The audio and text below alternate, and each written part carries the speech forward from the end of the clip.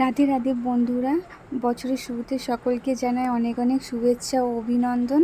আজকের বছরের প্রথম দিন আমরা চলে এসেছিলাম ডাঙ্কি মুভি দেখতে, SRK মুভি। তো এখন আমরা বাইরেটায় আছি, হলে এন্ট্রি করব।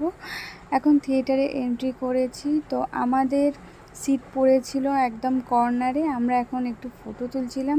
মুভি দেখে বাইরে বেরিয়ে দেখলাম যে এত ভিড় হয়েছে, কারণ SRK মুভি বলে কথা। মুভি দেখে বেরিয়ে আমরা ভাবলাম যে একটু ঘুরু করি।